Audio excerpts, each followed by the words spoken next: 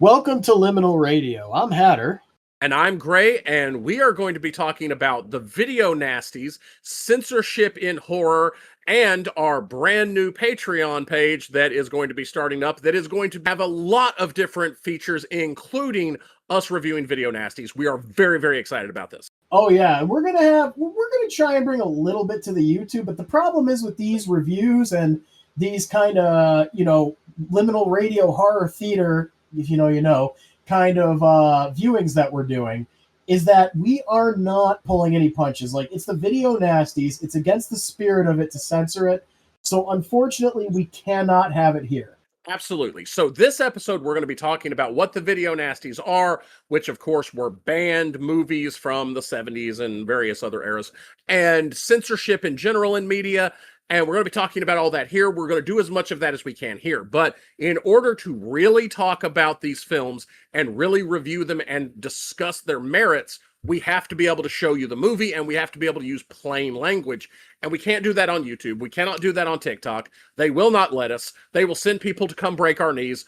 The only way we can bring you a real, honest review of these movies is to do it on our Patreon, where we can do, say, and post anything we want to show you. Big advantage, too. It's kind of like you're watching the movie with us. It's like, we're hanging out and stuff. And we are incredibly entertaining to watch a movie with. And by the time this comes out, we either already will or will be soon to have our very first video nasty up on our Patreon and have our Patreon available for you guys to start checking out.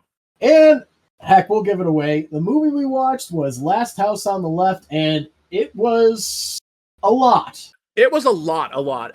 As people are probably aware, this is a very, very rough movie with some very rough scenes. And it was very interesting. I'm not going to do you have to watch our Patreon to find out what we thought of it.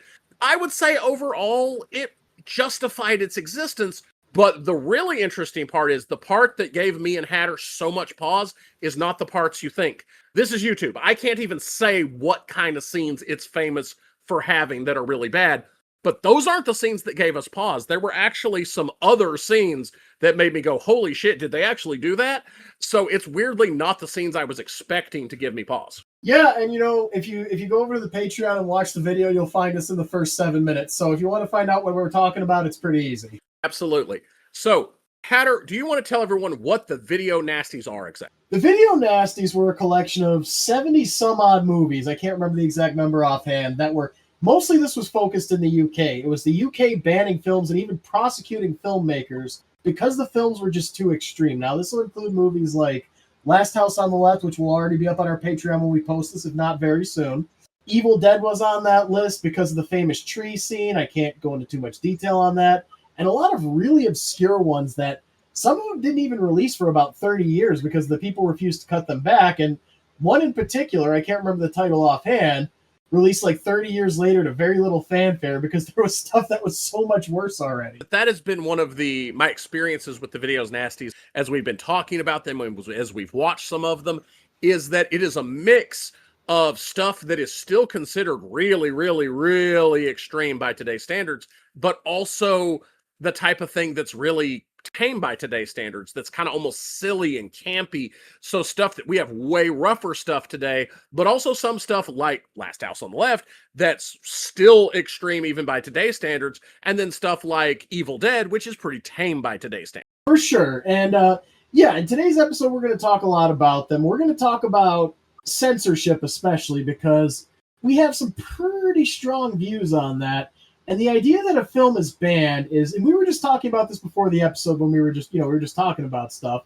People don't seem to realize that you can just not engage with a piece of media. Absolutely. We're going to be talking about censorship and, of course, the kind of a little bit of the history of film censorship and that sort of thing, and why we had it and what we have now, and why what we have now is not necessarily perfect. But to kind of begin that discussion, I want to talk about my feelings about censorship. And it's a lot like Hatter said, you always have the option to not engage with a piece of media. And of course, the first argument is always, but think of the children. That's the responsibility of the parents. They're the people who need to decide what a kid can or cannot see. Because I will absolutely say that different parents have different ideas of what is okay for a child to see and what is not okay for a child to see. My parents, for instance, when I was a kid, I watched 80s action flicks with brutal decapitations and full nudity, like sitting just in my living room with my parents, and they had no problem with that. And, I didn't grow up to be a serial killer, as far as anyone knows. And everything is, it was okay, but that was what they were comfortable with me watching. Whereas that same exact thing wouldn't necessarily been appropriate for everyone. That's why that really needs to be more in the hands of the parents, not in the hands of some nebulous organization that gets to decide this is good, this is bad, what have you. And you know what? I watched all those horror movies when I was a kid. It didn't mess me up at all. And I'll tell anyone who says otherwise. Am I going to have to bleep that? Yeah, probably. Oh, that's just going to make it funnier. Try and figure out what we said during that bleep. But in all seriousness, like different people have different levels of tolerance no matter what their age is. Like when I was a kid, I was playing Mortal Kombat. I was playing classic Doom, unfortunately, on the SNES. The only time I ever remember one of my parents telling me that I shouldn't be playing something was because there was this documentary about Doom, and, well, we all know about the big tragedy in the 90s relating itself to Doom. And, like, my dad's like, oh, you shouldn't be playing that game. I'm like, why? I'm not violent, and that's not even that good. And don't get me wrong, Doom's a great game, but it just wasn't good on the SNES. Which is funny, because I played Doom on the computer, and it was amazing. Yeah, I played it years later on the computer, and I was like, wow, this is what I was missing. Because we won't get into a video game discussion here, but you only have the one D-pad on the SNES, and it kind of makes it hard to turn and fire at the same time, and it made it really difficult to play. But yeah, like you said, Hatter, it's very much a thing of different people have different tolerances. What is considered extreme to one person isn't going to be considered extreme to another. The very classic thing in American censorship is the fact that brutal violence is considered totally okay, but God forbid there should be a nipple. Hilariously enough, when I was a kid, I watched these horror movies with my grandma, and I would see somebody like explode into a million bloody pieces, and she would always say "turn away" whenever there was any kind of nudity. Yeah, which again, that's a very American stance, because we're really weird about that sort of thing. And I'm not saying that's wrong. For some people, that might be how they feel, which again is why that sort of thing should be up to the individual, up to the parents. I am firmly, on the subject of censorship, I am firmly that we really shouldn't have any. I think that if you choose not to engage with the media, then you don't have to engage with that. No one is forcing this media down your throat. Now, that leads me to a question, Hatter, because of course you and and now I'm going to ask Hatter, what is your opinion on censorship? I happen to know that it's very similar to mine, but go ahead and tell the folks how you feel. I think that first and foremost, I don't have a problem with content warnings. I don't have a problem with people clearly communicating what you're going to experience in this. It's not me saying people should just be tougher, because everybody has the things they can't handle. So a list of very clear content warnings, I think that is a marvelous idea.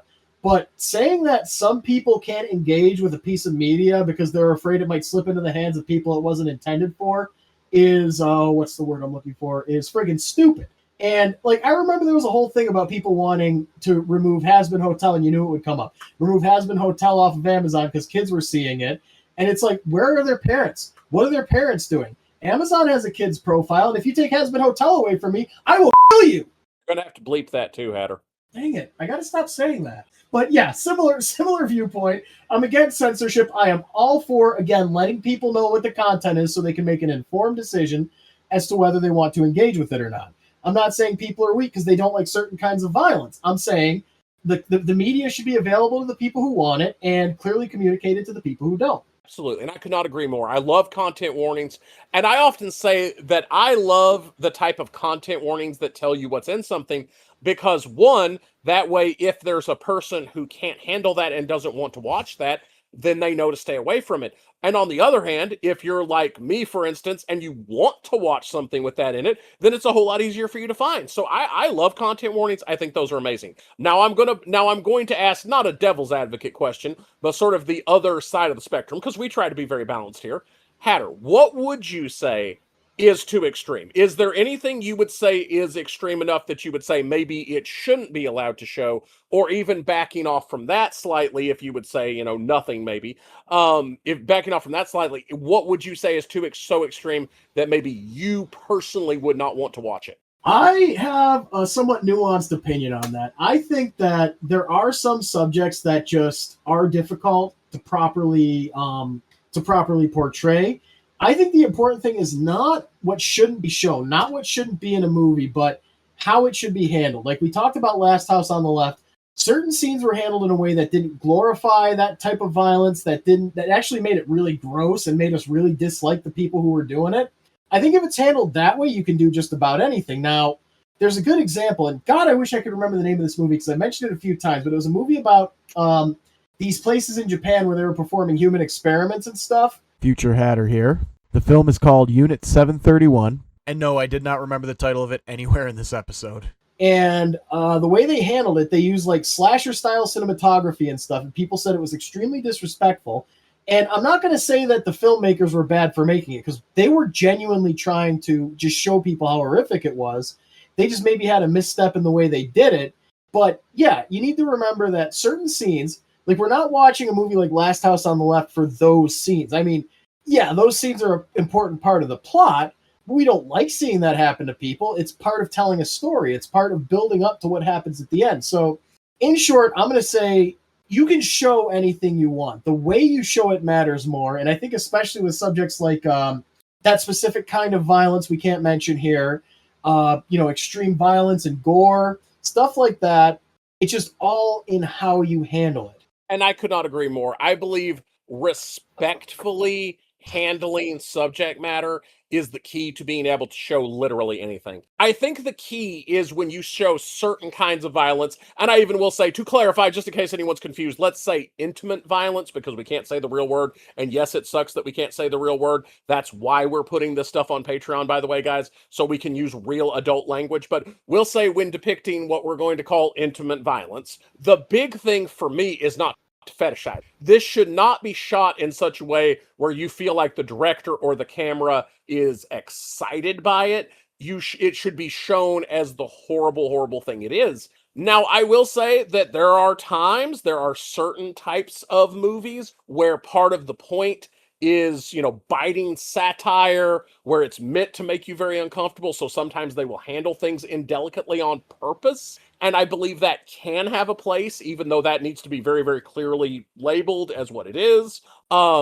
I will say, to answer my own question, what do I think is too much?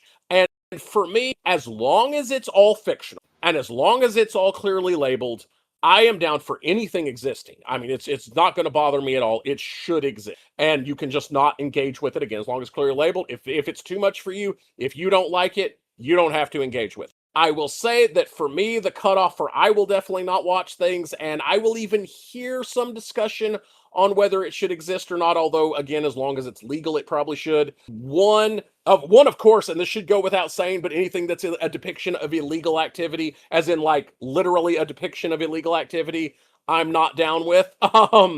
If, people are not of age in the movie, for instance, which I have a comment about that, about some movies I've seen that were highly questionable on a few things on that. But I have seen some movies that had some slightly questionable things on that realm. But for me, the biggest thing is it shouldn't be actually anything real. And for me, and this does come up with some of the movies we're going to be watching on the Video Nasties, where if there is any kind of violence that actually happened, for instance, in one of the movies we're going to be talking about, which is a movie called Cannibal Holocaust, there is actual real violence against animals. They actually slaughtered animals on screen in the movie, and I'm not really down for that. I'm not going to necessarily say that should be banned, although whether or not it counted as animal cruelty is definitely something we could discuss, which again would bring it into the realm of illegal activity. But that is not something I'm down for, and definitely not something I want to watch, although we are going to watch the movie, so you're going to hear all about that on our Patreon when we do that movie.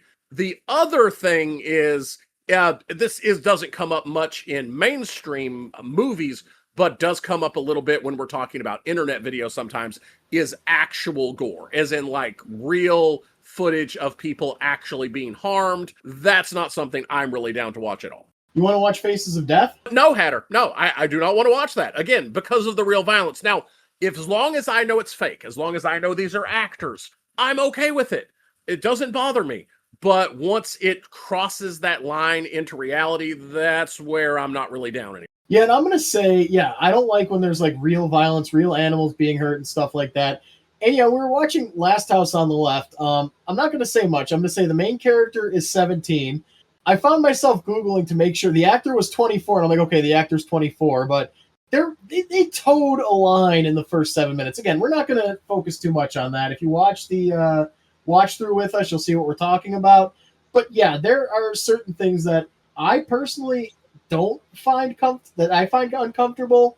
And one of them is when there are people who are too young involved in certain ways. Like even if it's fictional, that's just gross. Well, and this is going to lead me into a couple of different conversations I've wanted to have, and a couple things I want to comment on this.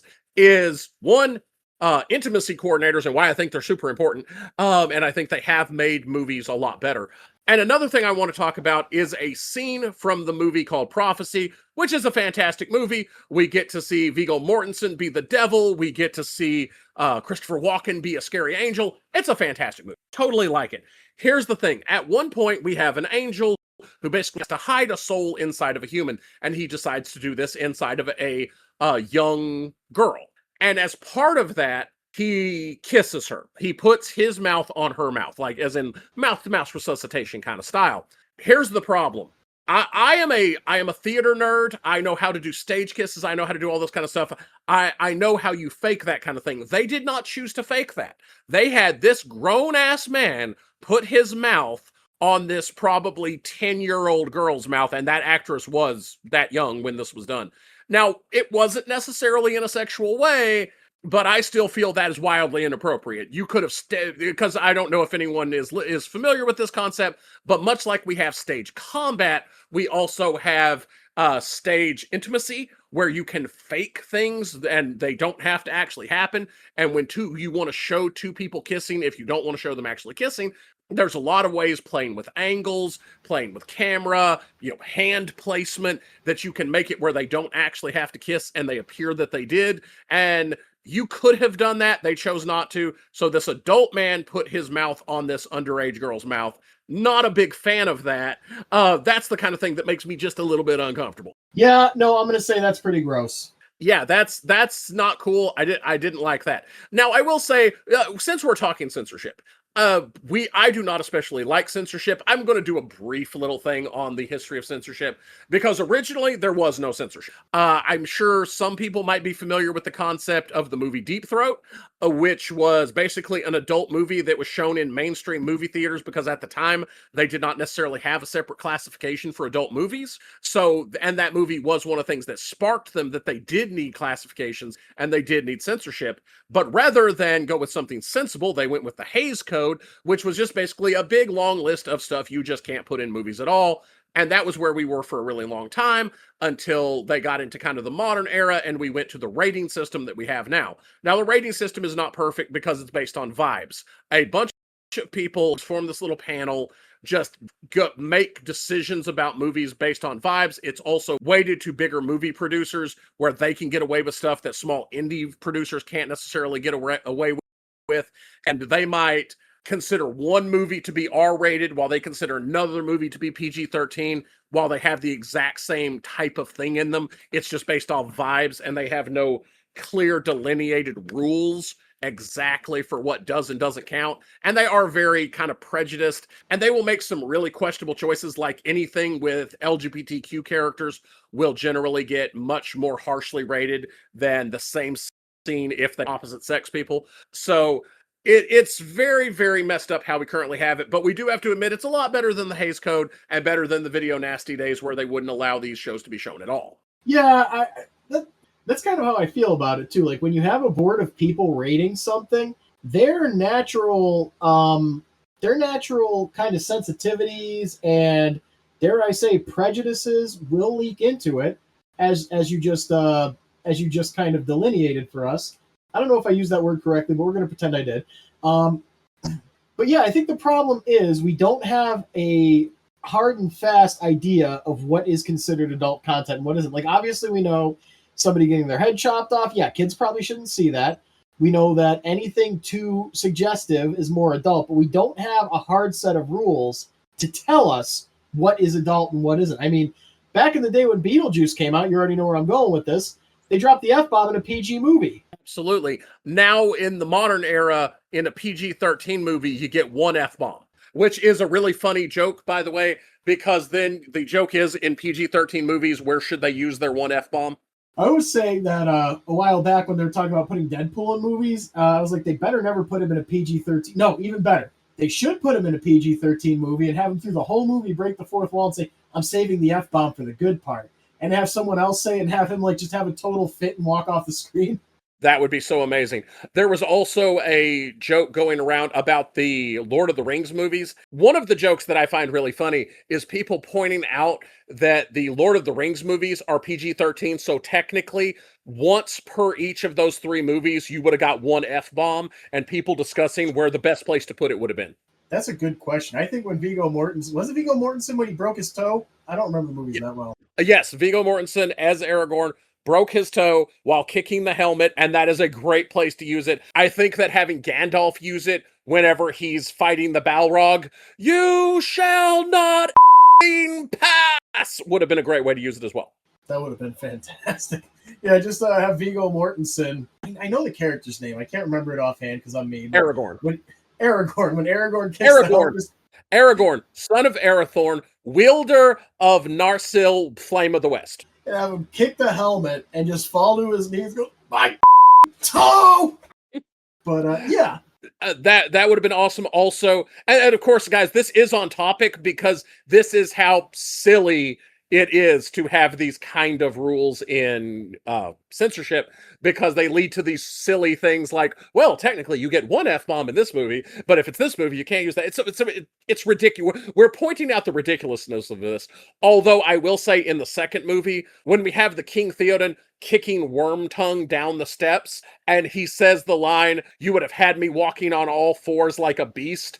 I think if he had said, you would have had me walking on all fours like a beast, and he's that angry and he's about to kill Wormtongue anyway, yeah, that would have been great. I would have loved that to be a place we used as well.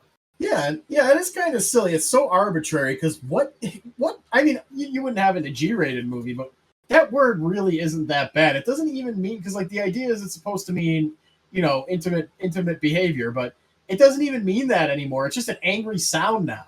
Oh, absolutely. It's just a vulgar expulsion at this point. It's, as you said, it's an angry sound. Yeah, I mean, it's just ridiculous though. And that's where we come. That's where I come to it on censorship. Censorship overall is just ridiculous. A lot of it is just, this shouldn't be here because it shouldn't be here. Like some things, are not suitable for children. Some things are not suitable for people with specific sensitivities. But to say that, for example, the idea of dropping the F-bomb is going to somehow cause the world to end. What is this, a South Park episode? Absolutely. And swearing is one of those places that I think it's really silly. And the problem is anytime we want to draw arbitrary lines, and the problem with censorship is it always causes us to draw arbitrary lines. And I remember a movie that I watched that them trying to censor it actually made it so much worse. Because there was a movie called Ghost Ship. Have you ever seen that, Hatter? That's the one where the big wires cut everyone in half, right? Yes, that's the scene I'm talking about. Now, for some reason, they consider a decapitation to be an especially bad type of violence, much worse than other types of blood and gore and, injury and such. So they wanted the young girl to be dancing with this sea captain and him to have his head cut off. But they told him, no, you cannot have a decapitation in this movie. And he said, okay, cool, no problem. So if anyone who's seen this scene in the movie realizes that what they do instead is have him have his head cut off at the nose. So basically the top of his head gets cut off, which is so much worse than just a decapitation. It's an incredibly gory, incredibly gruesome, very effective, very good scene, don't get me wrong, but it's so much worse than if they had just let him get his head cut off. And the whole thing of, oh no, this is too extreme, and they made it more extreme.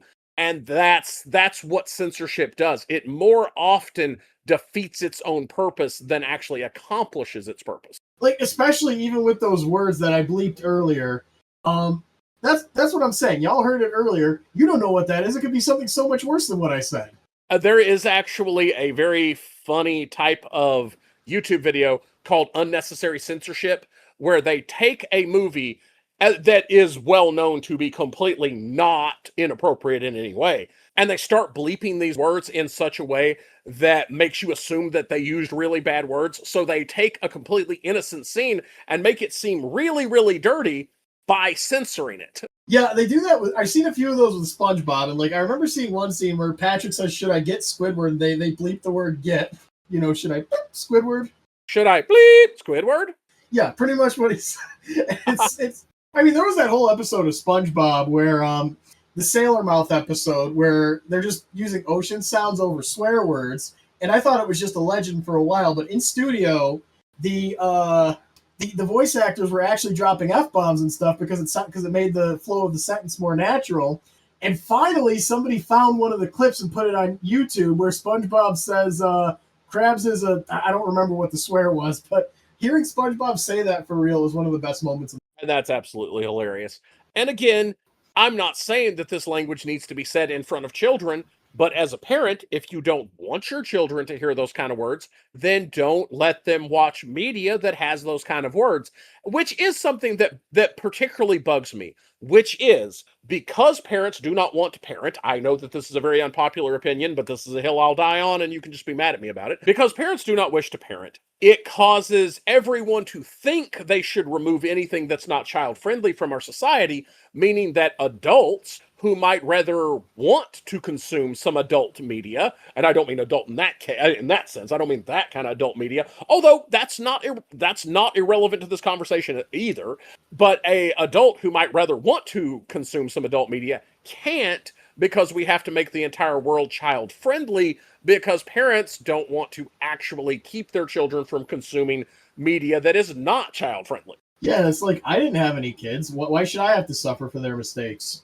Exactly. I don't have kids, therefore I should get to watch the really messed up stuff that I want. You know, it's really funny. And now of course, obviously, I have great love for people who have children. I have a lot of friends who have children, and I do understand how difficult their lives are in that they have to be very aware of what their children watch. And that's very important. And I have a lot of friends that I will recommend a TV series or something to them, but I'm always really quick to go, but don't watch that in front of your kids. Yeah, I'm the opposite because I'm an agent of chaos. I'll just say, yeah, it's really, really bad. Watch it with the kids present. I'm joking, of course. I can just see Hatter busting out a YouTube video of all the songs from Has Been Hotel while his nieces and nephews are running around, and them all coming home with really new, interesting vocabularies. But yeah, ultimately the thing is, and another thing we need to remember when it comes to censorship is stuff's going to find its way through. One day, your kid's going to be surfing through channels. Well, they don't do that anymore, 26, but I actually said the right year. They're going to be looking at stuff and find something that looks interesting to them and not realize they're not ready for it. It's going to happen. And, I'm going to say this. That's part of growing up. Absolutely. I know that whenever I was young, I watched a lot of highly questionable stuff. But the biggest thing, and as a parent, more so even than controlling what your kids consume, is making sure kids have a grasp on reality and know what is and isn't real and what is and isn't appropriate. Because that's one thing my parents were huge on. And it's one of the reasons they didn't mind me watching 80s action movies and horror movies and stuff like that. Because they knew I knew the difference between reality fiction. Just because I saw something done in fiction didn't mean I was going to go out and do it, because I knew that that was fiction. And that's such an important discussion to have with your child. Is this is real, this isn't real, this is appropriate, this isn't appropriate, this isn't the kind of thing we would ever do. There's actually a really funny line from the movie Violent Night, which is the Christmas Santa Claus action movie. It's amazing. It's a great movie, by the way. I watch it every Christmas.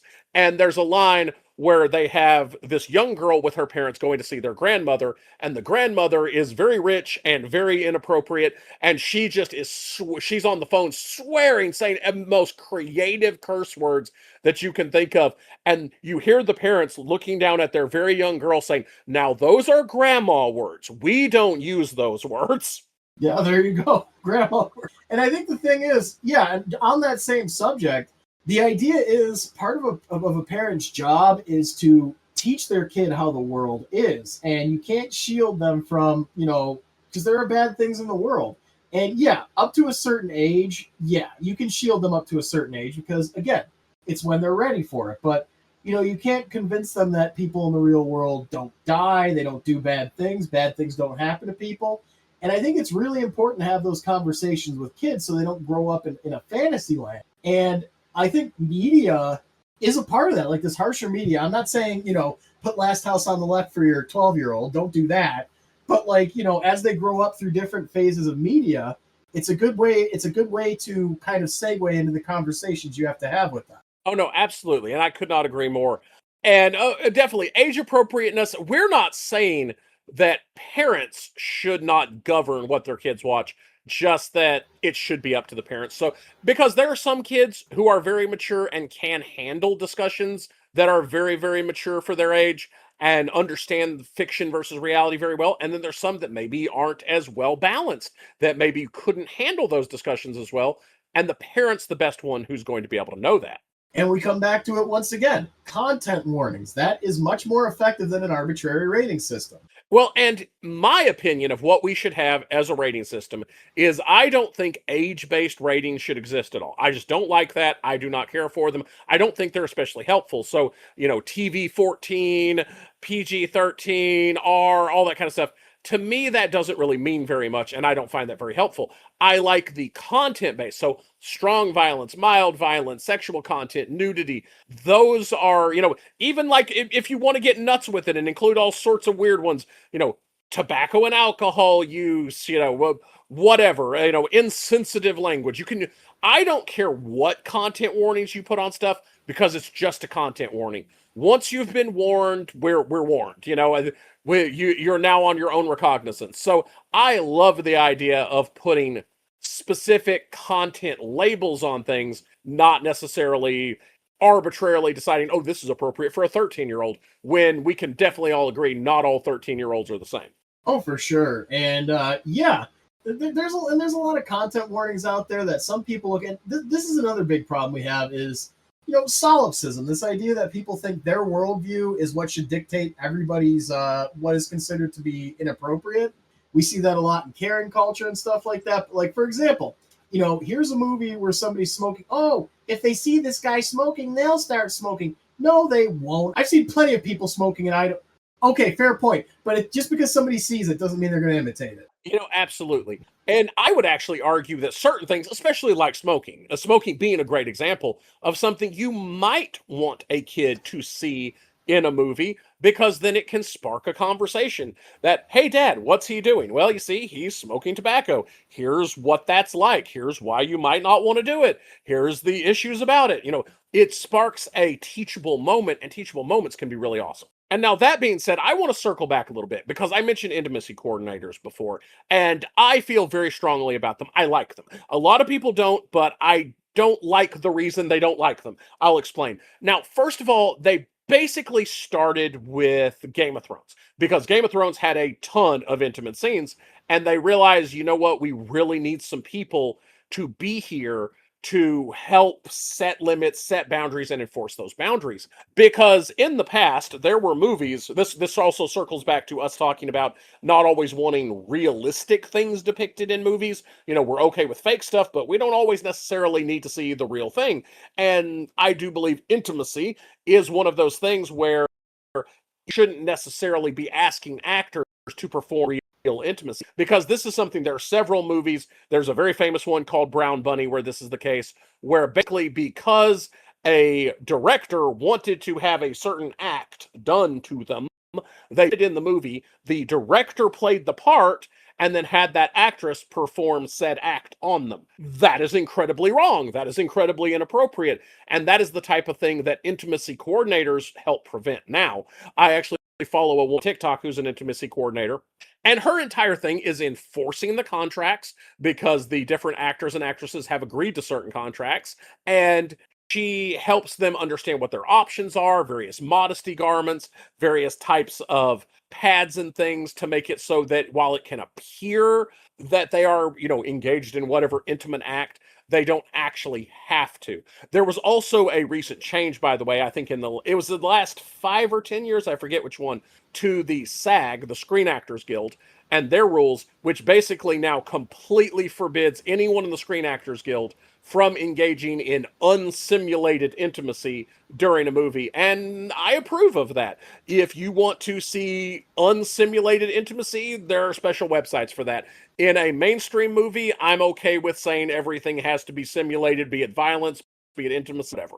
Yeah, I mean, there's a lot of fine lines. I don't think that line is so fine because, if you want to make adult films, go make adult films. Don't, trick people into doing things that they're not comfortable. Absolutely. And I do think right now we are in a pretty good place with intimacy coordinators, because the ones I have seen tend to be very bulldog with a bone type people. And they are the type of people that I 100% would believe would throw down in order to protect actors and actresses. Like they would throw hands if necessary, which we need, because as we all know, Hollywood has a reputation for taking advantage of young people. We could go into huge, just example after example after example. I will say that there are a lot of examples of people who are trying to stop that from happening. I will say your intimacy coordinators are some of that, but also the directors and the actors and actresses themselves who are trying to turn around this culture, especially where it pertains to young people, I think are great. Because, of course, one of the groups that's very famous for that is the cast of the Harry Potter movies, because the director had originally worked with Macaulay Culkin. And I'm sure we're all familiar with how well him being a child star turned out. He ended up with drug addiction problems and just really rough life, partially because of how Hollywood treated him. The director, who realized that he should have done more to protect Macaulay Culkin, realized that he was never, or decided he was never going to let that happen again. So when it came with all the child stars from the Harry Potter movie, him, along with all the other actors and actresses like Maggie Smith, was really big on this, took them under their wing and protected them from the worst Hollywood had to offer. And you'll notice that the stars, the child stars from Harry Potter, mostly none of them went off the rails. Some of them got a little weird, but that's just, they have a right to be weird. None of them went into that really bad spiral that a lot of child actors go into. Yeah, and I know I've said this before, but can we just give Macaulay Culkin so much credit for how he's turned his life around?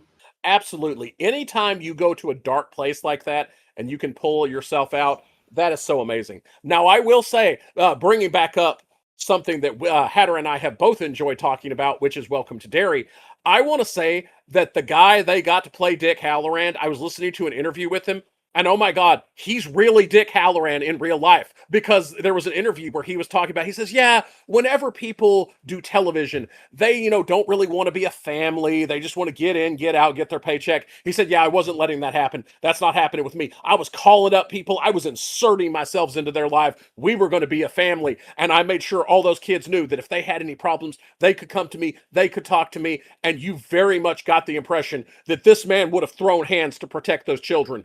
This guy just really is Dick Halloran.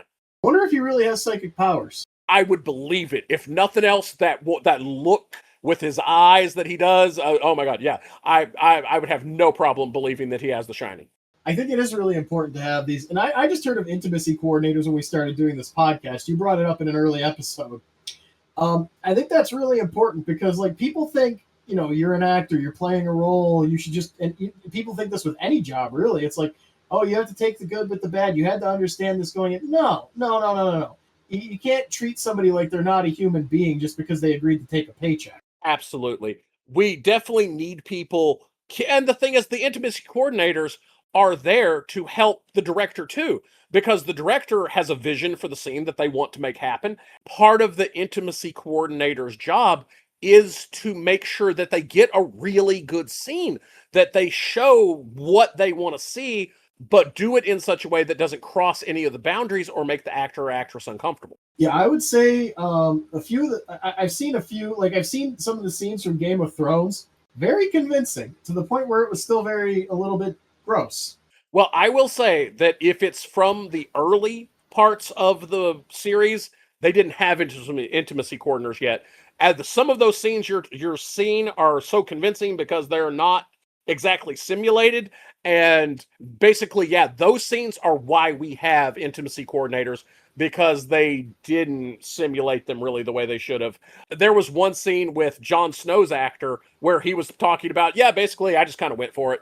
And I'm like, whoa, that is not appropriate.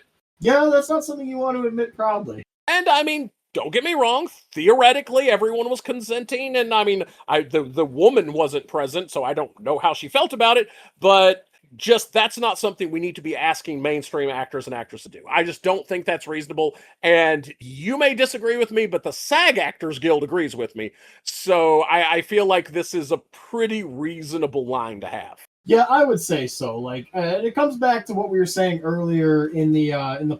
It comes back to what we were talking about earlier. It comes back to if it's real, it might be a problem. Exactly, because again, like I talked about, this also circles back. We're putting everything together holistically, talking about making sure that kids and everyone, this isn't just for kids, by the way, that everyone knows the difference between reality and fantasy, reality and television and movies, and that when you see something on the screen, it isn't real, it's not really happening. But an important part of that is we need to be making sure that what we're putting on screen is not really happening. When someone is dying in a movie, we want to confidently be able to say that person's not really dying. That person is just, it's special effects. That person's just being depicted. Much the same way with intimacy. We don't want to be showing that person being intimate. We want to actually see people, simulating it. We want to see actors acting. Now, I will say the confusion between reality and fiction goes back to the video nasties.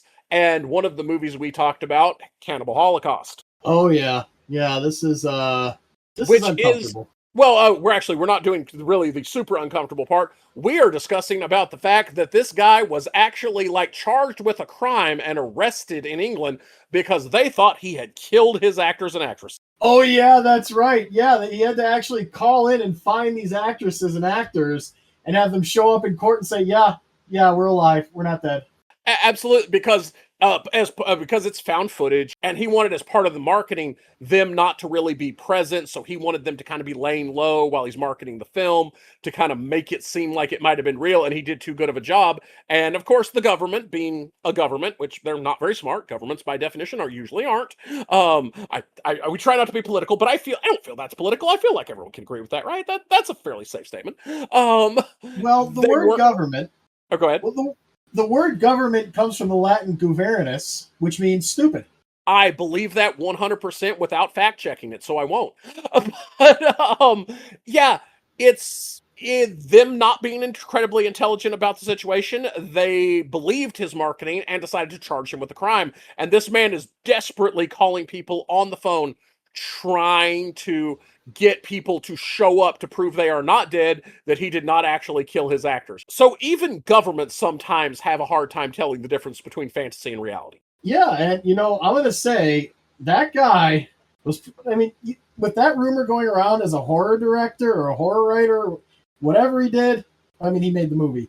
As a filmmaker, as a horror filmmaker, having that reputation is a boon. I would say it's an absolute boon.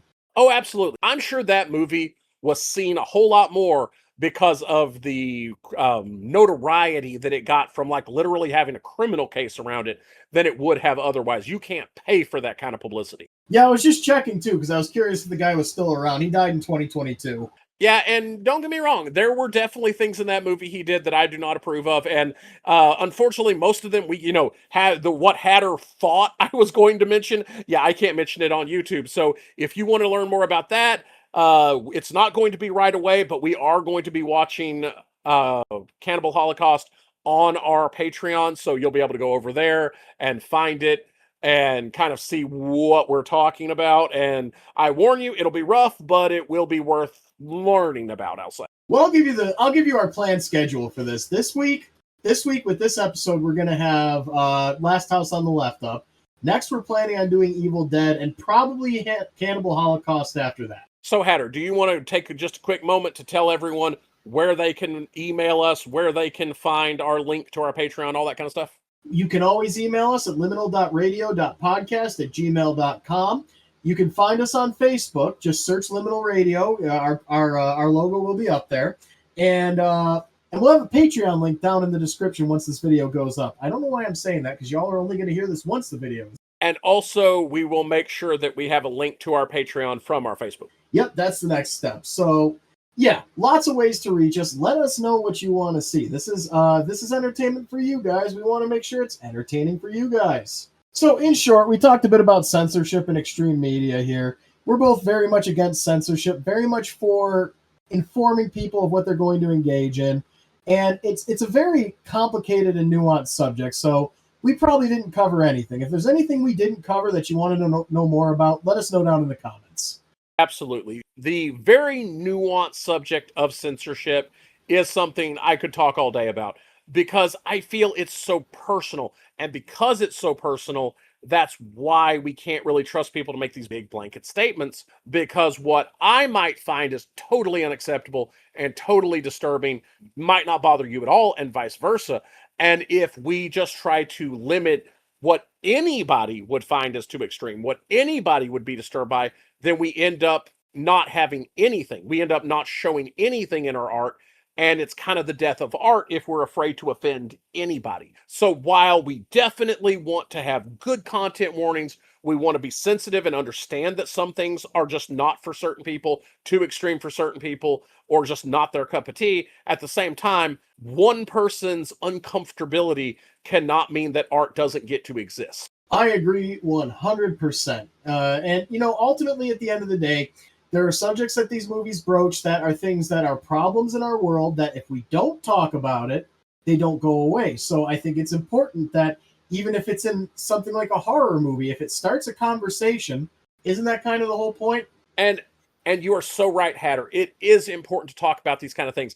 Real quick, I'm going to throw in one more little discussion of something that was very big on TikTok, which is Epic the Musical, which is fantastic. Jorge did a great job with it, which is basically the musical retelling of the Odyssey. And in this musical, there is a song where the suitors, basically these bad guys, are threatening to commit intimate violence against Penelope, the hero's wife. And a lot of people were saying, oh, he shouldn't have had a song about that because that's totally inappropriate. We shouldn't even discuss it. And yet there were people talking about who had experienced this kind of violence, talking about no, that this song really like helped them, that they loved this song because in the song, while this guy is making this threat, spoiler for Epic the Musical, in case that's a thing for you.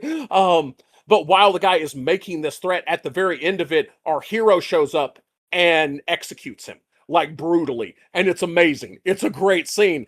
And them talking about feeling very validated and feeling very good about hearing this song and this scene, where there were other people going, oh no, we can't talk about this. Whereas people who've actually experienced this were like, no, we love this. You know what I think that comes down to? I think that comes down to the fact that there are people out there who have experienced things like that. And for the most part, I find that they would agree that it's something that it's important to talk about. And it's the people who don't want to be made uncomfortable, the people who only care about their own comfort that tend to say, we can't talk about this because it's inappropriate. Well, it happened to somebody out there. Are we going to pretend it didn't? Because that almost seems worse. Well, exactly. And now, don't get me wrong. You cannot paint victims with a broad brush. Some are going to be very triggered and not be able to handle depictions of the kind of violence or whatever trauma they might have experienced. And some, it's not going to bother them at all. And we just have to take it on a case-by-case basis, which is why broad censorship is silly. There was actually a time where I was running a TTRPG. It wasn't Dungeons and Dragons, but it was of the same ilk. And I was going to be handling, actually, my wife was technically the storyteller at the time, and we knew this was going to be handling some very sensitive subject matter and of this type of, this type of violence, intimate violence, that kind of thing. And we knew this was going to be a part of the setting. And we made sure to ask everyone if this was okay with them. And I happen to know, even for a fact, that a couple of the people who were in this party were people that this sort of thing had happened in real life. So of course we were like, hey, this is going to contain some stuff. Are you guys okay with that? And just in our group, the people who this had happened to were the first ones to go, hell no, bring it on. Yeah, let's do this. They were the ones most excited to do the setting, because the setting, obviously the violence, the intimate violence wasn't the point of the setting, but it was intrinsically linked to it. But they didn't mind at all. They were the ones who were the least uncomfortable. Again, that's not everyone, but it's just a reminder that people are not a monolith, and you can't just say, oh, people who've experienced this can't handle it. It's a case-by-case basis. Yeah, I think that's where people have trouble these days. It's nuance, it's understanding that different people have different ideas. I could go into a whole psychological rant about this, and I will spare you all that. So instead of subjecting you to a psychological rant from either Hatter or myself, both of whom are prone to do so, I'll instead wrap this up and just say that this has been Gray. And I'm Hatter, and thank you for once again joining us on the Station Between.